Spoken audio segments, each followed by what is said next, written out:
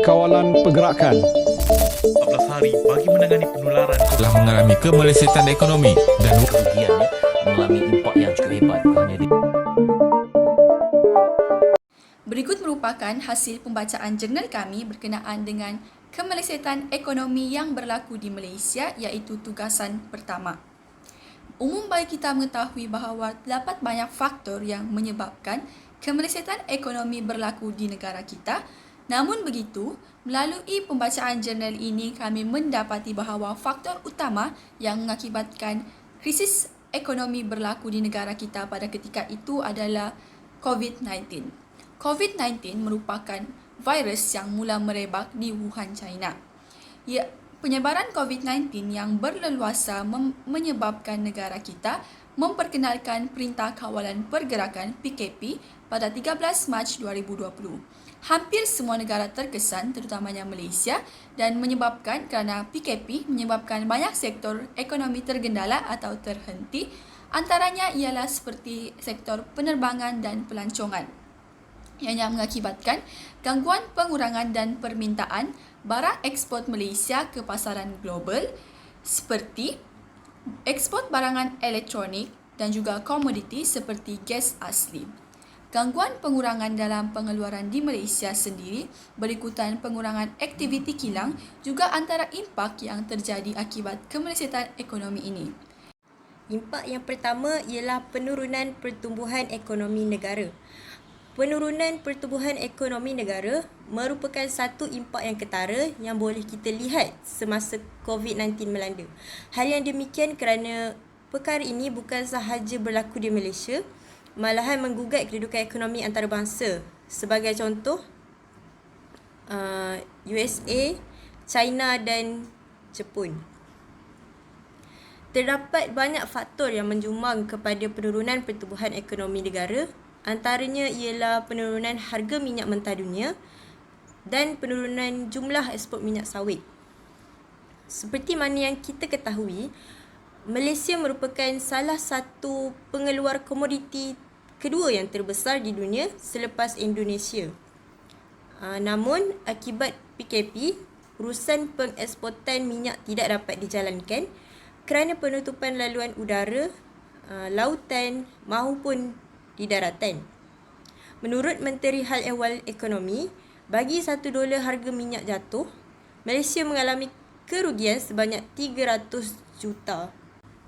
Seterusnya berlaku penurunan dividen kerajaan dari syarikat berkaitan, kerajaan singkatannya JLC, serta pengurangan jumlah peratusan pendapatan daripada cukai berbanding KDNK. Apa itu dividen? Dividen merupakan pembahagian keuntungan syarikat kepada pemegang saham. Dengan kata lain, dividen ini merupakan cukai yang dikenakan oleh syarikat besar untuk berbahagi keuntungan dengan kerajaan. Sebagai contoh, syarikat Petronas iaitu syarikat yang pengeluaran minyak petrol terbesar di Malaysia, malahan di dunia, mengalami penurunan pengeksportan ke luar negara yang telah menyebabkan dividen kerajaan berkurang. Dengan itu, apabila ekspor minyak mentah berkurang, dividen juga berkurang. Seterusnya, apa pula KDNK?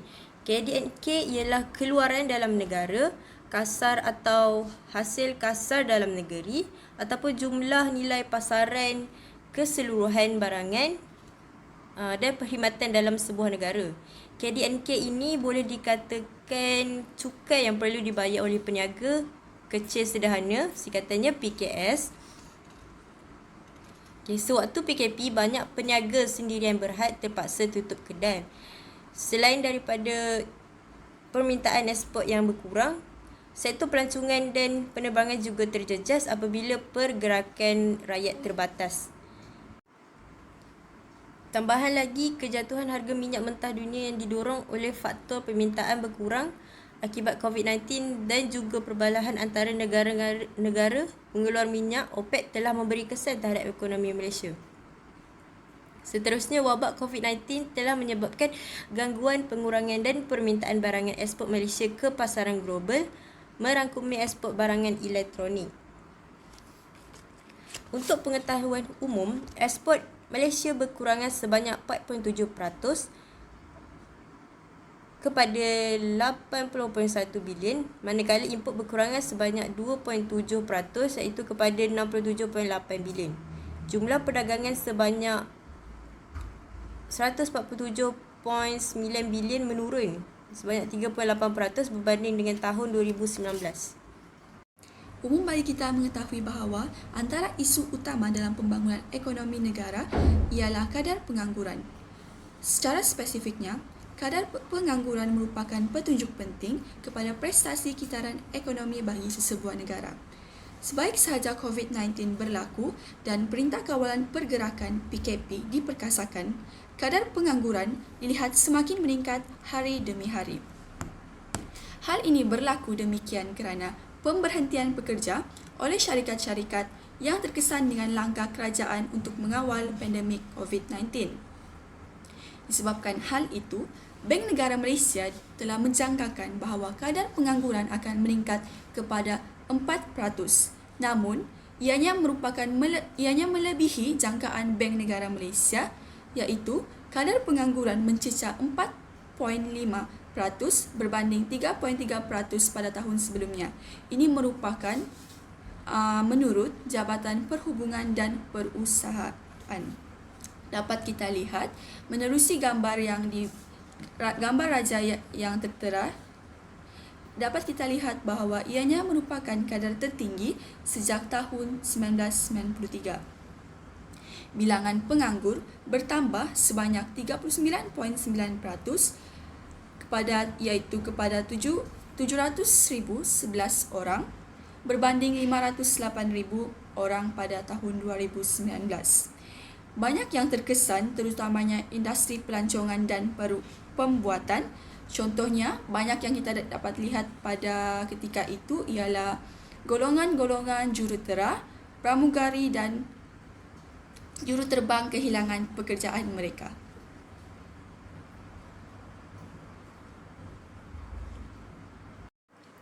Disebabkan kadar pengangguran yang dilihat meningkat secara mendadak pada tahun 2020, banyak pihak telah membuat andaian berkenaan dengan kadar pengangguran pada tahun 2021. Antaranya ialah International Money Fund IMF membuat jangkaan bahawa kadar pengangguran di Malaysia akan menurun kepada 3.4% pada tahun 2021. Malaysia Institute of Economic Research MIER menjangkakan seramai 951,000 orang daripada 16 juta pekerja akan kehilangan pekerjaan. Dan jangkaan mereka adalah benar kerana sektor tenaga buruh negara dilihat semakin pulih pada Disember 2021 dengan mencatatkan kadar pengangguran lebih rendah iaitu sebanyak 4.2% dengan 687,000 orang sahaja.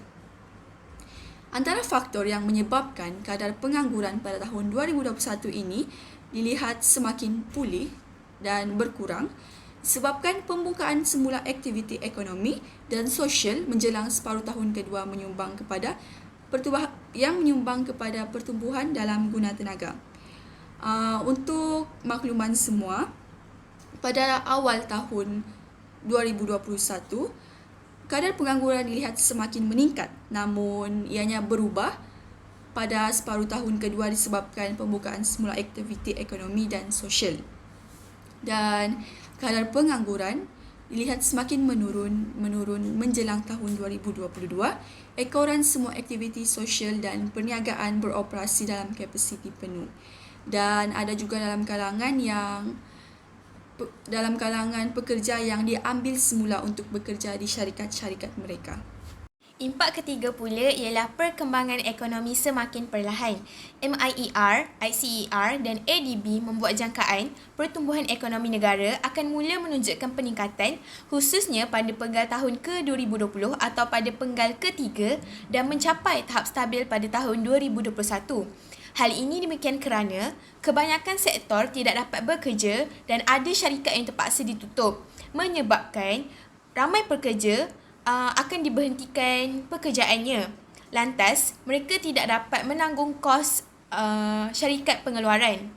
Melalui pembacaan jurnal, kami juga mendapati bahawa jangkaan terbaik adalah jika penghasilan industri berjaya pulih sepenuhnya kepada bacaan asal pada suku ketiga dan industri berjaya meningkatkan penghasilan sebanyak 2% bagi suku keempat.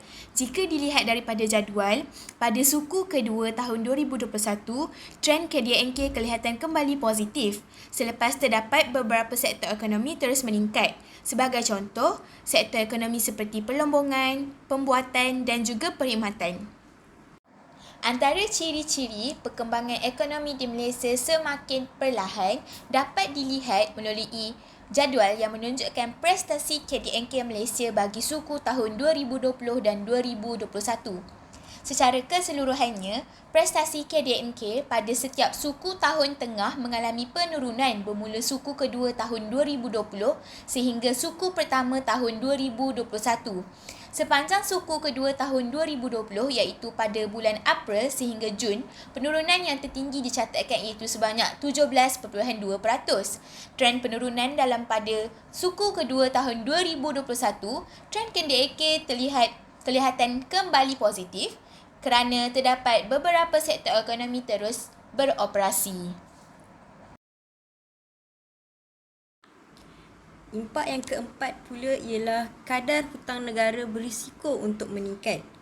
Pandemik COVID-19 telah membawa krisis ekonomi yang mencabar pengurusan kewangan awam dan meningkatkan risiko fizikal negara. Kutipan hasil telah berkurang manakala perbelanjaan kerajaan telah meningkat. Apa yang dimaksudkan dengan kutipan hasil telah berkurang manakala perbelanjaan kerajaan telah meningkat dan bagaimana hal demikian boleh berlaku? Seperti mana yang telah saya bahaskan tadi, pertama sekali apabila COVID-19 melanda, Perdana Menteri ketika itu mengambil satu inisiatif untuk melaksanakan PKP. Bertitik tolak daripada itu, semua perniagaan terpaksa tutup kerana pelanggan berkurangan. Bukan hanya itu sahaja, kilang juga terpaksa gulung tikar kerana tidak boleh melaksanakan aktiviti import dan ekspor. Hal yang demikian telah menyebabkan kutipan hasil berkurangan dan peratusan jumlah KDNK negara juga berkurang. Seterusnya, perbelanjaan kerajaan meningkat kerana negara melaburkan hampir berbilion ringgit untuk membeli vaksin kepada rakyat. Misalnya COVAX, Pfizer, AstraZeneca, Sinovac yang dianggarkan hampir 2.05 bilion. Tambahan lagi, kadar kewangan yang diperuntukkan untuk membeli alatan lain seperti pelitup muka, hand sanitizer dan lain-lain juga menyebabkan pengeluaran kewangan yang banyak. Hal yang demikian secara tidak langsung meningkatkan hutang negara. Setakat 12 Februari 2020, kadar hutang negara berada di takat lebih kurang 52.5% dari KDNK, iaitu sekitar 793 juta. Hutang dalam negeri mencatatkan 74% dari jumlah keseluruhan hutang, manakala hutang luar negara pula berada pada kadar 26% daripada jumlah keseluruhan hutang negara. Laporan kewangan menunjukkan hasil kerajaan persekutuan berkurang sebanyak 14.88% daripada 264,415 juta pada tahun 2019 kepada 275 juta pada tahun 2020. Kita boleh lihat berlaku pengurangan kewangan negara di situ. Okey, baiklah. Berikut merupakan petikan yang saya petik daripada berita harian online yang membuktikan bahawa peniaga-peniaga kecil sederhana juga terjejas akibat COVID-19 yang melanda negara kita. Kuala Lumpur, majoriti peniaga di Medan Selera Dataran Seri Angkasa Jaya di Pantai Dalam terpaksa menutup perniagaan yang diusahakan untuk mengelak terus mengalami kerugian. Contohnya, Puan Nurhalmi Abdul Rahman berumur 49 berkata, sejak Perintah Kawalan Pergerakan PKP dilaksanakan pada Mac 2020, dia dan suami yang menjual masakan panas terpaksa menutup perniagaan yang diusahakannya 15 tahun lalu. Katanya ini kerana tiada lagi pelanggan dalam kalangan pekerja dari luar penempatan itu, kerana Medan Selera terbabit hanya menjadi tumpuan mereka yang bekerja di kawasan berdekatan sahaja. Selain COVID-19 menggugat status perniagaan peniaga kecil, terdapat juga kilang yang terpaksa diarah tutup selepas berlakunya penularan pandemik. Contoh di Air Molek Melaka, 24 Mei, sebanyak 4 kilang terpaksa tutup perusahaannya kerana penularan COVID-19. Seterusnya, tidak dapat dinafikan juga bahawa aspek pelaburan merupakan antara aspek yang terkesan akibat kemelesetan ekonomi yang berlaku di negara kita. Hal ini demikian kerana ekonomi negara Malaysia mengamalkan ekonomi terbuka dan bergantung kepada perdagangan antarabangsa termasuklah pelaburan asing. Dan pada ketika ini, para pelabur mengamalkan sikap tunggu dan lihat. Mereka memerhati perkembangan ekonomi yang terjadi kerana mereka telah hilang keyakinan untuk melabur modal di Malaysia. Pelabur juga sudah semestinya tidak mahu mengambil risiko yang besar kerana mereka hanya memikirkan pulangan yang berganda sahaja. Dapat kita lihat bahawa aliran masuk pelaburan asing FDI hanya separuh aliran masuk pada tahun 2019. Sebanyak RM14.6 bilion pada tahun 2020 berbanding 32.4 bilion pada tahun 2019. Berikut merupakan raja yang dapat membuktikan tentang perkembangan pelaburan yang dapat dilihat dari tahun ke tahun. Dan menurut raja tersebut dapat dilihat bahawa aliran bersih pada tahun 2020 hanyalah 14.6 bilion berbanding tahun 2019 iaitu 32.4 bilion. Prestasi pelaburan asing Malaysia juga ketinggalan di belakang negara-negara ASEAN lain. Walaupun semua negara dilihat terkesan dengan COVID-19, namun prestasi pelaburan asing Malaysia amatlah ketinggalan berbanding negara-negara ASEAN lain, dapat dilihat dan dapat dibuktikan melalui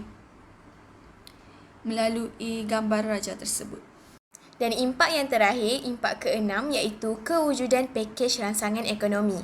Kerajaan berusaha untuk mengurangkan impak pandemik COVID-19 dengan membuka jalan ke arah pemulihan dengan mewujudkan pakej rangsangan dan pelan pemulihan ekonomi jangka pendek. Kewujudan pakej rangsangan ekonomi mempunyai 8 pakej bantuan dan rangsangan ekonomi. Hal ini berikutan untuk mengukuhkan sistem kesihatan awam, vaksinasi kebangsaan serta menjamin kelangsungan perniagaan oleh masyarakat setempat. Seterusnya, semua lapisan masyarakat mendapat manfaat daripada pakej rangsangan ekonomi ini seperti manfaat daripada bantuan perkhidmatan nasional. Pakej ini sebenarnya menggerakkan ekonomi rakyat secara tidak langsung berikutan pengucupan aktiviti ekonomi daripada wabak COVID-19. Hal ini dapat diperkukuhkan lagi pada petikan akhbar iaitu pada tahun 29 Julai 2021 bahawa pakej bantuan rangsangan ekonomi bantu rakyat dan ekonomi bertahan ketika COVID-19. Secara keseluruhannya, tindakan Perintah Kawalan Pergerakan dan juga isu COVID-19 yang telah melanda negara kita memberi impak negatif terhadap sistem ekonomi negara. Jadi, saya amat berterima kasih dan berbangga kepada semua barisan menteri yang telah peka terhadap keselamatan dan kesejahteraan rakyat dengan menyediakan pelbagai peruntukan kewangan untuk menghadapi kecemasan. Jadi, sebagai masyarakat, kita perlu sentiasa cakna dengan isu berlaku supaya dapat melakukan persediaan yang rapi dan cukup untuk diri sendiri serta keluarga. Itu sahaja daripada kumpulan kami. Sekian, terima kasih.